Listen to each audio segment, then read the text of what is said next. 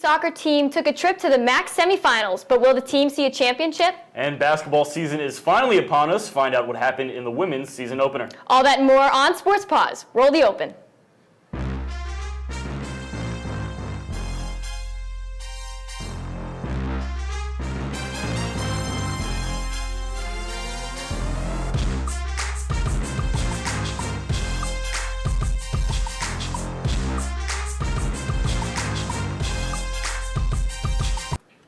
It's Monday Night Sports Paws, but before we begin, we want to thank those who have served for our country in honor of Veterans Day. Well, Katie, you're a veteran of Sports Paws. This is my first time on the show. Looking forward to the next 30 minutes. Same here.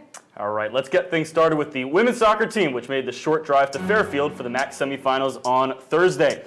Coming off a thrilling come-from-behind win against Marist in the quarterfinals, did the Bobcats have more magic in store tonight? Straight to the second half we go. Bobcats on the counterattack. This is Ali Grunstein on the wing, looking for the through ball, nothing home. Score remains tied. Going into the 77th minute, Gabby Diodati, she scored against QU in the regular season and does it here again. Katie, I have a feeling we're going to see this one again later in the show.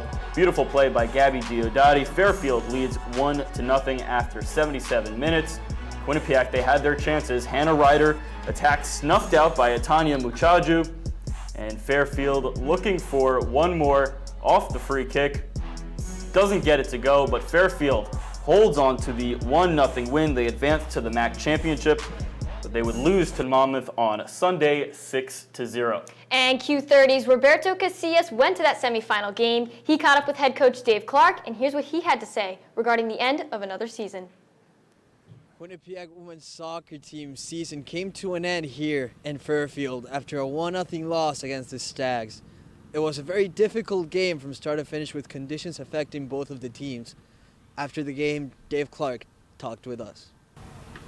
The game came down to fine margins. You know, even though I thought we were on top in the second half, the fact that they've had 7 days rest and being able to watch us play Marist and being able to watch us and train on the grass is different. Now it's got to be better, stronger, fitter, and then taking care of the little things in the league next year. That, you know, when we go away and lose a game 1-0, that's a game we have to win 1-0. And then now we're finishing third or maybe second. We had 2 great chances. You know, another day they go in, but all year that's been, you know, especially in those runs of games where we lost to Ryder and Monmouth, Iona, Marist the first time, was when we had chances like that, we've got to bury them. I said it was going to be a 1-0 game beforehand. I was hoping it would be us, but it was always going to come down to whoever scored the first goal in these conditions, on this surface in the rain, was going to prevail. Have to take a step forward, have to get better, have to then really kick into the team that they can become. But the core of the team, everyone, they're back the next 2 years. I mean, the starting lineup only loses Hannah for the next 2 years. Yeah, this will be a fun little group. From Lessing Field in Fairfield University, Roberto Casillas, Q30 Sports. Thanks, Roberto. On now to women's rugby, which had a tall task over the weekend, taking on the top-seeded Army Black Knights. Let's roll the tape. A tall task indeed for Quinnipiac, who gave up 104 points in 2 meetings with Army during the regular season. First half action, this is Sam Sullivan for Army, taking the lateral and bulldozing into the end zone for the try. Army up 13-0.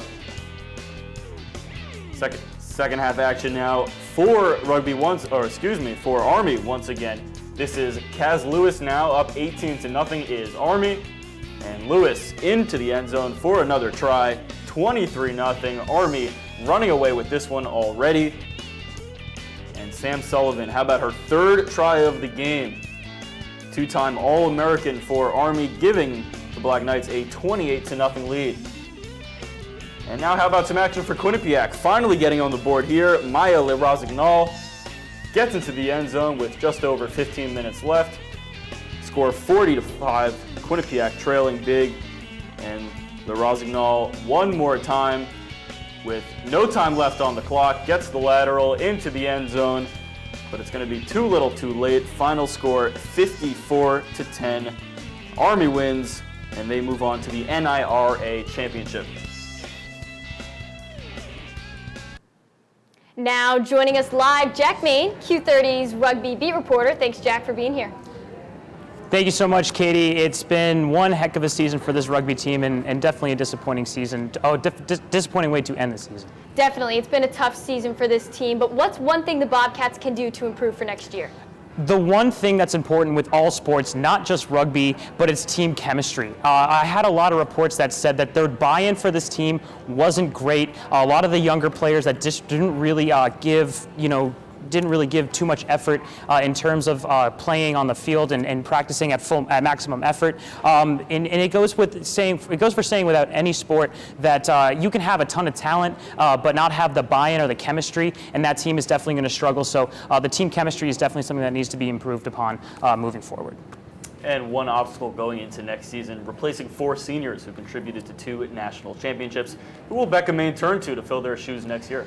Well, Becca Carlson, I talked to her at the end of the year, and she told me that she drew a lot of parallels between this rugby team and then last year's women's basketball team, which graduated seniors that went to the Sweet 16 a few years back. And that's definitely something that you struggle with doing, is when you graduate a talented group of seniors that really had a lot to do with this program's success. Replacing them is a tall order, and it's something that Becca is going to have to do in the coming days. The record this season ended at 2-6. 2 years ago, it was 10-2, which are just total opposites. In just 2 years, Jack, what changed? Well, the beautiful thing about sports is that things can flip on a dime. Players can get hurt. You graduate seniors, as I mentioned before, and that's really kind of what happened. I mentioned the teammate chemistry earlier when I was talking, and that's definitely the one thing that's going to that changed a lot, was the buy-in that this team had. You need to get the younger players more involved. You need to get them minutes on the field so that they feel comfortable in all these situations. This is a very young team moving forward. They only graduated 4 seniors, so they're going to have to really come together as a whole unit in order to be successful moving forward. And Jack, when you look back on this past season, who stood out? Who your MVP, if you will? Yeah, absolutely. Allison Koenig, who was just a sophomore, was outstanding this season. She was a young bright spot for this team. McKenna Haas is also a sophomore, but she missed a couple of games early in the season for an undisclosed reason. And that's kind of the whole thing, is that this young team is the bright spot of this team. There's no doubt about it. Allison scored 2 tries in their final home game of the season against Army West Point, and she's definitely the MVP for me on this Quinnipiac team. Thanks, Jack. Great work as always, but it's time for our first commercial break. And when we come back, the women's ice hockey team went into 2 overtime this weekend. We'll have the highlight. And volleyball had its final home weekend series of the season. All that and more after this.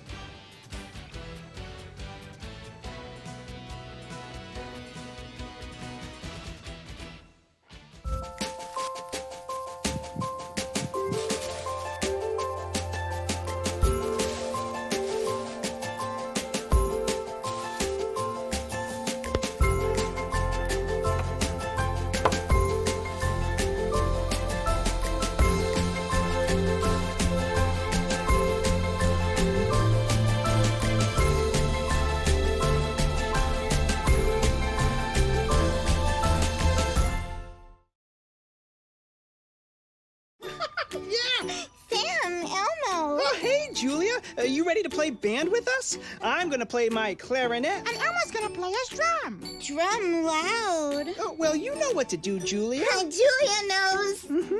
With Julia's autism, loud sounds can be too much. But she still loves to make music. Play band.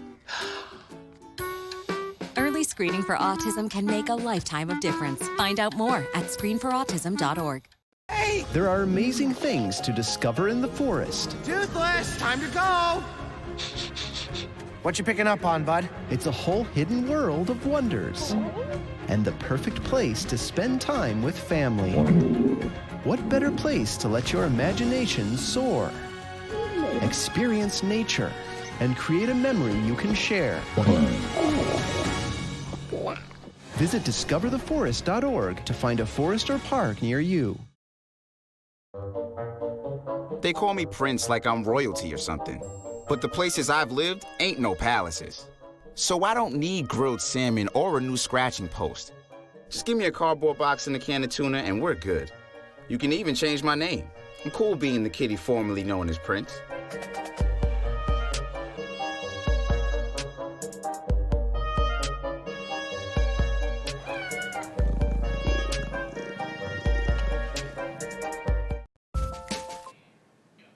Welcome back into Sports Paws. Men's hockey opened up ECAC hockey play on the road this weekend against Dartmouth and Harvard. Let's see how they did. And the Bobcats played to a tie against the Big Green on Saturday in New Hampshire. Captain Nick Germain and first-year Ethan Lay provided the Quinnipiac scoring, but Keith Petrozelli conceded a goal midway through the third period to make the score 2-2, which is where the game ended.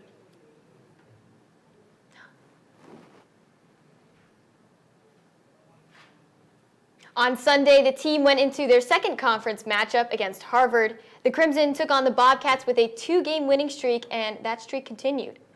Quinnipiac fell 2-7 in this one, quite a high-scoring game for hockey, and Harvard scored twice on the power play. Harvard now has a perfect conference record and doubled Quinnipiac's number of saves in this contest. Quinnipiac's goalie Keith Petrozelli has had one shutout this season so far, and that was against Vermont earlier in the season.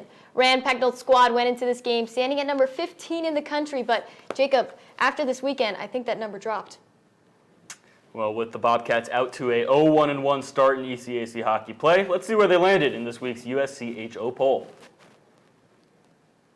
And to put it bluntly, not where they wanted. Quinnipiac drops out of the poll for the first time since October 15th, 2018, capping a dramatic fall from number 8 over the past month. We'll have Union and Rensselaer at home this weekend to try and get back on track. Jacob, a couple weeks ago, one of our Sports Paws analysts made his predictions for how he thought these past couple games would turn out, and here's what he said. Check it out.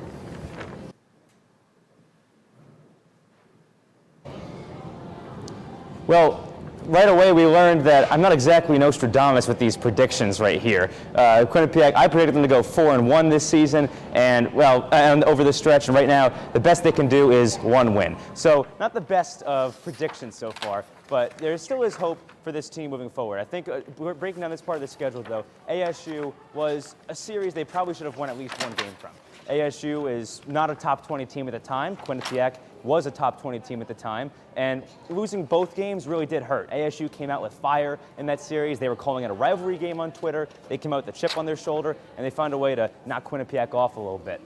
As for this weekend ECAC hockey play, they really didn't play that badly against Dartmouth. They scored 2 goals, including a power play tally. They played better defensively than they had been otherwise, but they just couldn't get the puck by the goalie in overtime. The Harvard game is the more concerning one, obviously. Harvard is a top 15 team. They're very good, and Quinnipiac just kind of got completely outclassed by them. That's the game I did have them losing in the prediction, so at least there's that moving forward for my predictions. But there still is one more game left for that slate, and that is Union coming up this Friday. Union, this is a game Quinnipiac they have to have. They only have 2 wins this season. I know they've been a bit of a kryptonite for the team in the past, but this year, with this Union team and the way Quinnipiac's going right now, they've got to have this one, and I hope they get it to kind of save my predictions a little bit going too. Well, Tom, you had predicted the team would go 3-1, and certainly, obviously, not the start that they would have hoped for. There are probably a million different ways you could go with this one. But Tom, when you look at everything, what's the one thing that's holding everything back? Well, today at Media Day, I was able to speak with Associate Head Coach Bill Riga and all 3 seniors, and they're all clearly on the same page. This team's defense needs to improve. It's more than just the defensemen, it's the entire team effort. Half the team right now is a minus, and that includes 2/3 of the defensive core, which obviously is just you're not going to win hockey games that way. Little things is part of what's doing Quinnipiac in right now. They're not, as they say at Media Day, they're not winning puck races, they're turning the puck over in the D zone, they're not quite playing to their identity. So they're aware of these problems. That's why I think they can correct it, but it's going to take some time. It's a very young defensive team. Players have mentioned this in the past. They're aware of the problem. The goaltending isn't the best right now. They're not going to bail out the defense. So they do need some strong defensive play in front, blocking shots. They're not allowing a ton more shots than in the past, but the high-quality chances is what's there. They're not clearing out the rebounds. So conference play, I think it's a great time to get things started in the right direction. Union and RPI are, again, they're lighter opponents. I think this could be maybe the beginning of a new leaf for this Quinnipiac defense this weekend, but they're going to have to show some signs of improvement pretty fast. I think we can all agree this is not the team the nation is used to seeing. So Tom, when is it time to hit the panic button? Well, I'm concerned about a lot of things about this team right now, but I'm not touching the panic button yet. Let's reserve that for after this weekend. I've said before that these are two games Quinnipiac really can and should win against Union and RPI. If they still play poorly against this weekend, yeah, then it might be time to push the panic button. This is the first time that a lot of these players are facing adversity in their NCAA careers, and sometimes the best way to power through adversity is to face it head on and grow stronger from it. I think right now they can beat Union, they can beat RPI. If they lose either of those games or they look poor in it, yeah, then we might have to hit the panic button. But I think we can reserve that for one more week.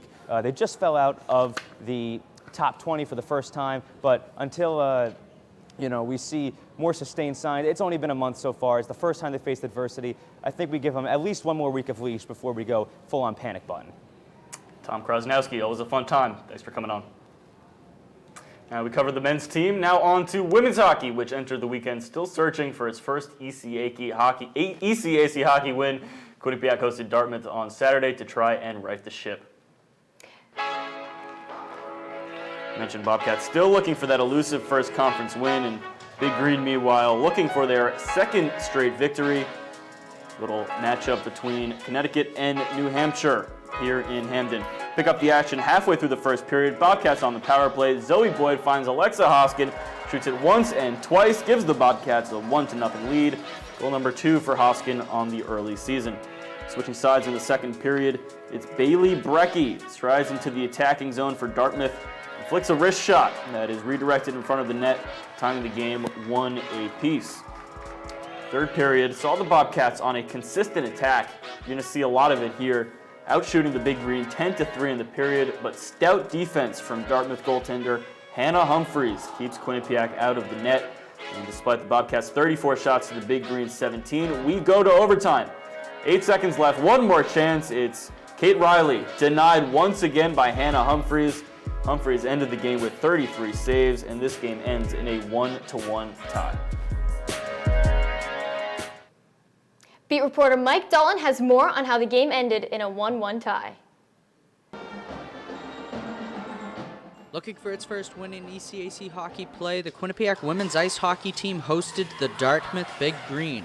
I think that they were prepared to put pressure on our D and to make them uncomfortable. And I think they have a lineup where when they get chances, they're ready to make them pretty scary, and they don't need a lot of them to make them scary with some of the offensive talent that they have. The Bobcats drew first blood on a goal from Alexa Hoskin on the power play, and Bailey Brecky would tie it up at 1. But that would do it for both teams as far as the scoreboard went. Both teams had plenty of chances, whether it was on the power play, net traffic, or loose pucks.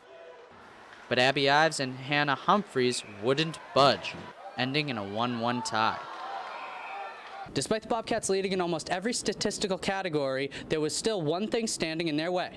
I think we're a little emotional right now in the past stretch of games, and we're a young team, but I think we kind of just need to take our emotions out of it and just execute better.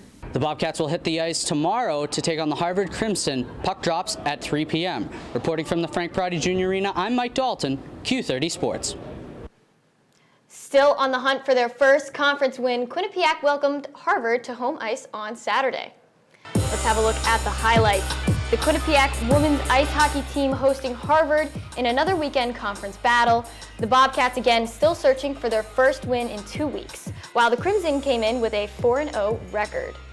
Starting things off in the first period, Harvard is on the attack. 6 minutes into the period, Kaylee Moy finds the puck land right in front of her and backhands it into the Crimson, up 1-0. That was the second goal on the season for Moy. Coming into the second period, Bobcats started on the power play, and they took advantage of the opportunity. Sarah Ev Kuchu-Godbu is able to tip in the rebound, tying the game at 1.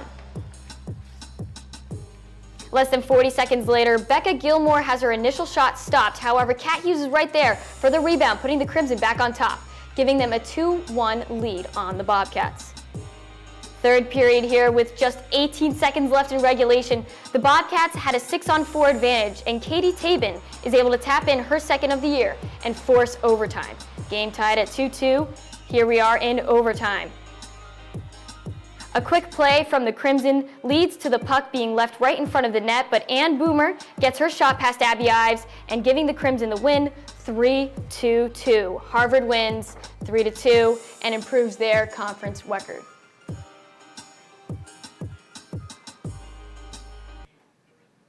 Now let's take a quick look at where the Bobcats sit in the ECAC hockey standings after 5 weeks of action. And we've been saying it all night, Quinnipiac 0-4-1 without a win in the conference, sitting there at number 11. They've certainly have their work cut out for them if they would like to climb back in the standings and make a run back to the Frozen Four. From the People's United Center on the Hill to Burt Kahn down here on main campus, the volleyball team welcomed 2 teams this weekend in Hamden. First, we'll start off with St. Peter's, coming in at the bottom of the standings. St. Peter's, historically not a strong team, but Quinnipiac sitting in 6th, so we'll see how this matchup goes. Last time the team met, Quinnipiac swept St. Peter's earlier this season. Going into the first set, Olga Zampati takes the receive off to Diaz. She sets it up for Oates, and she puts a stamp on it, comes back over, and she's ready, stuffs it for St. Peter's. QU leading in the first set. Back again here for Baker on the opposite, and St. Peter's just can't make the return off the hands of the blocker, driving players off the court. Coming into the second set, all Bobcats. Olga Zampati again finds the line with that block. She's even surprised, look at that face. She's happy she got it though. This forces St. Peter's to call a timeout, and Zampati shows off some moves. Going into the third set, Quinnipiac leading this 2-0. St. Peter's not giving up yet though. Stephanie Rivera with a nice swing in the middle, and it goes through Quinnipiac's defense there in the back row. Rodriguez to Migliozzi, and Sherwin puts a stamp on it.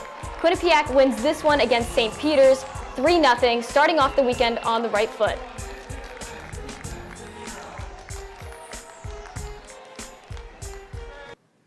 Then on Sunday, it was senior day as the Bobcats hosted the Rider Broncs. Let's see how they did.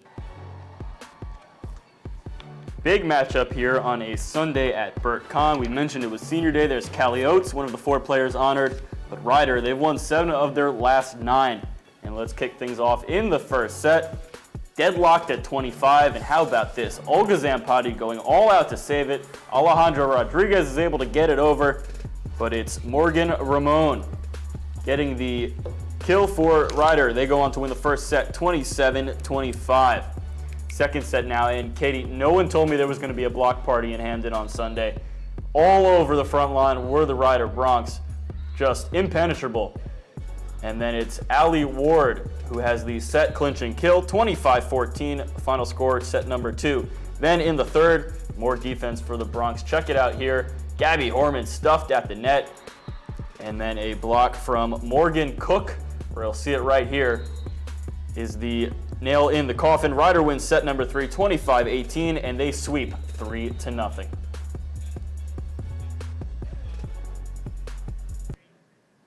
After the weekend, let's see where the Bobcats stand, which is actually the same as last week, in 6th place. Cutting down on this season is huge for this team since only 6 teams make the playoffs. There's a tie for 2nd and 3rd between Rider and Niagara, Canisius and Marist, and Fairfield is a shoo-in for these playoffs at 16-0.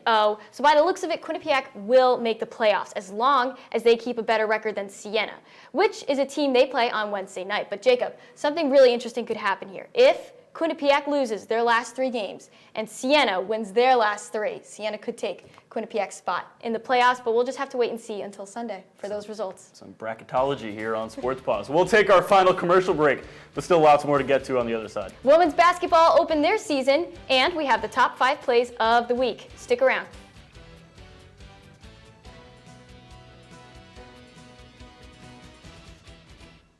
There was an old woman who lived in a shoe. She had so many children, she didn't know what to do.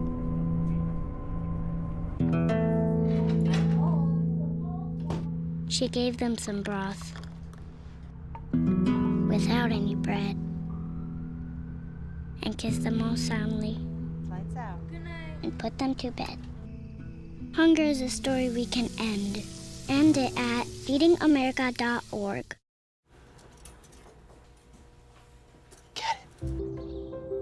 get it. Get it. Get it.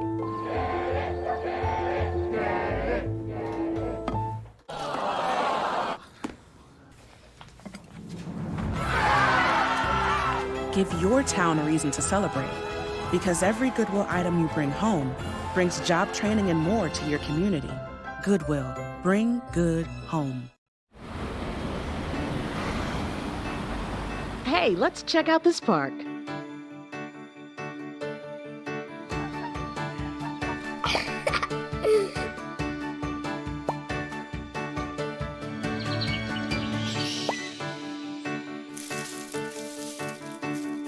Oh, wow, that's really cool.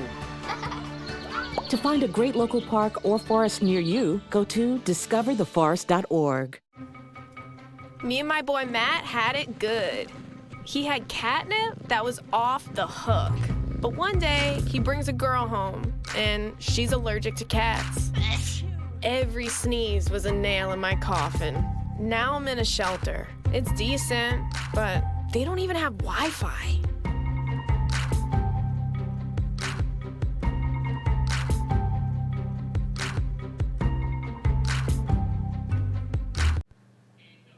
The basketball court is warming up in Hamden as the women's team started their season facing off Drexel University. The team has a new look as it lost all 5 starters in May. Let's roll the tape. Quinnipiac versus Drexel in Quinnipiac's home opener. There you see Trisha Fabry and Jen Fay. Jen Fay was a star last year and she is now assisting from the sidelines. Going into the first quarter, first points of the season come from Paige Warfel and assisted by Shaq Edwards, who is a freshman on the team. QU up 2-0. Here's Shaq, the point guard. She comes in for a layup and gets her first points of the game. Heading now into the second quarter, we're going to get a layup from Bailey Greenberg. She steals the ball there, totally wide open. Drexel's starting to get on the Bobcats' tail. Drexel leads now by 31-26. In the fourth quarter, 3 minutes to go, layup by Kertera Haywood. Taylor Hurd drives it on the inside, and Quinnipiac makes the bucket. QU up at this point, 56-55. It's a close game. Drexel then throws it to the outside from the 3, and it's good. Drexel making it really close here for the Bobcats. And Drexel wins it 66-62. Quinnipiac loses their home opener. Well, the Quinnipiac field hockey team missed the playoffs this year, but there were still postseason games to be played in Hamden. The Quinnipiac Field Hockey Stadium was the site of this year's Big East tournament, which saw the Yukon Huskies capture their 8th straight conference championship, taking down Old Dominion and Providence in the process. Quinnipiac, which finished just 2-5 in conference this season, certainly has its work cut out for them to get back to the postseason in 2020. We covered a lot on tonight's show between soccer and basketball, so it's only fair to pick the best of the best in this week's Top 5. Jacob, start us off. Here we go, top 5 plays. Let's go out to Harvard, where the men's hockey team was up to face their conference rivals, and Wyatt Bongiovanni takes the pass from Carlos Jukestill, one-timer, but Harvard won that game 7-2. Play number 4, back to women's basketball where we were just a second ago. Shaq Edwards throws it out to Taylor Hurd. She's going to drive it in, passes it inside for Quinnipiac's bucket, but Drexel ultimately wins that one 66-62. Beautiful court awareness. Now, we saw this one earlier, women's ice hockey at home against Dartmouth. Katie Tabin from Zoe Boyd. If you don't succeed at first, try again. Puts it in, and that game ended in a tie, 1-1. Back to women's ice hockey, this time against Harvard. Harvard's Becca Gilmore with the puck takes a shot that is saved. Rebound goes right to Kat Hughes, who scores from the knee. Harvard wins that one in overtime. Now, Katie, I warned you we'd see this one again. Women's soccer against Fairfield semifinals. Gabby Diodati, look at the spin move, and then puts it past Megan Phillips for a beautiful goal. That was all Fairfield needed to win the semifinals 1-0. Be sure to stay up to date on all things in Quinnipiac athletics, as that is all the time we have for tonight. Check out our website at q30tv.com and our Twitter at q30sports. Special shout out to the producers and everyone behind the scenes. For Katie O'Keefe, I'm Jacob Resnick. We'll see you next week. Same time, same place. Have a good night.